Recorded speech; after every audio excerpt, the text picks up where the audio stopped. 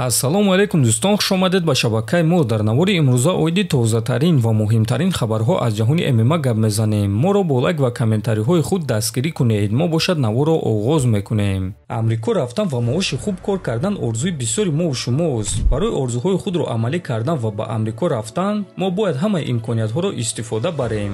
Аз ҳама роҳи беҳтарин албатта ки ин лотареяи грин-карт аст. Дар як сол танҳо як маротиба мо имконият дорем ки грин-карта пур кунем. Барои ҳамин бояд онро бехато пур кунем ва барои бехато пур кардани грин-карт ва имконияти бурдро зиёдтар кардан, мо ба шумо дӯстони худ грин-карт экспертро тавсия медиҳем, ки тӯли чандин сол мешавад ки бо ҳамин кор машғуланд. Боз ин бародарони мо шуморо то ба Амрико рафтан дастгирӣ мекунанд. Барои ҳамин худи ҳозир ба боварӣ ба телеграми дар рӯи экран буда муроҷиат кунед ва имкониятро аз даст надиҳед.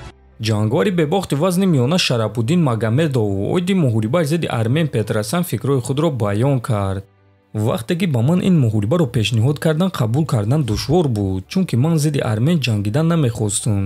Ӯ инсони хуб аст. Ӯ ягон феъли баде надорад ки барои ин кор ман ғазабӣ шуда ӯро шикаст додан хоҳам. Лекин ин варзиш аст ва аз нигоҳи варзишӣ ман мефаҳмам ки вақте ӯ дар октагон бо ман рӯбарӯ меистад, пас ман бояд ки ӯро шикаст диҳам. Ӯ маро дар назди ҳамаи оилаам, дар назди хешовандонам, ёру рафиқонам, бародаронам ва дар назди чашми одамоне ки маро мухлисӣ мекунанд шикаст додан мехоҳад. Мефаҳмам ки ӯ барои ман хатар меорад ва ман бояд ки ӯро манъ кунам. Ӯ муҳориба зидди манро қабул кард ва ин кор аллакай чизеро мефаҳмонад ва барои ҳамин ман бояд ки ӯро шикаст диҳам, гуфтааст Магомедов. Хотиррасон мекунем ки муҳорибаи Шара Булет ва Армен Петросян дар турнири UFC 308 аллакай шаби шанбе ба якшанбе баргузор мегардад.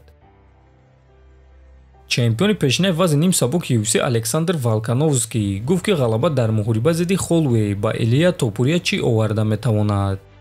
Агар ки Илия баромада Максро шикаст диҳад, пас ин кори хеле ҳайратовар мешавад. Ман ва Макс Холлвейро шикаст додам. Агар ки ӯ ин корро карда тавонад, пас довталаб барои номзади беҳтарин ҷангвари сол шуда метавонад. Шояд ки Топурия на он қадар фаъол буд ба монанди дигар ҷангварон, лекин сатҳи конкуренсияи ӯ баландтар мешавад. Умедворам ки ман бо ғолиби ин муҳориба соли оянда дар турнири UFC 312 вомехӯрам. Ин чизе ҳаст ки аниқ ман мехоҳам, гуфтааст Волк. ва дӯстон чӣ гуна ки фаҳмидед, Волкановский мегӯяд ки Топурия агар ғолиб шавад, пас метавонад ки ҷангвари сол шавад. Ана Макс Холлвей бошад дар ҳоли ғолиб шудан омода аст ки ба чемпиони вазни сабук Ислам Махачев визов диҳад. Дар вақташ муҳорибаи ман зидди Ҳабибро таъин карда буданд ки ин муҳориба баргузор нагардид.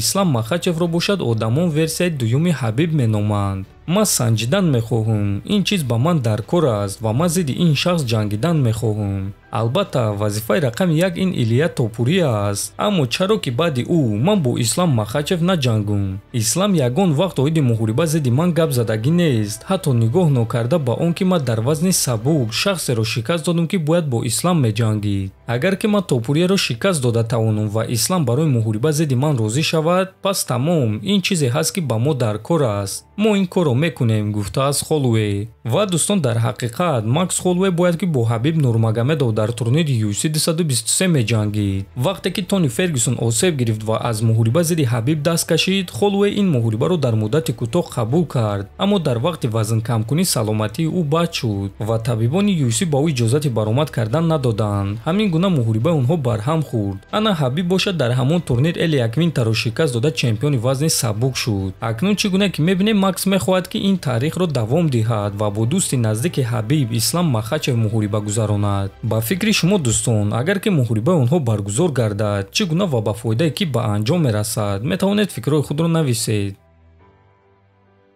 Чемпиони вазни 61 килограмми UFC Мераб Двалишвили гуфт ки барои муҳориба зидди Умар Нурмагомедов омода аст.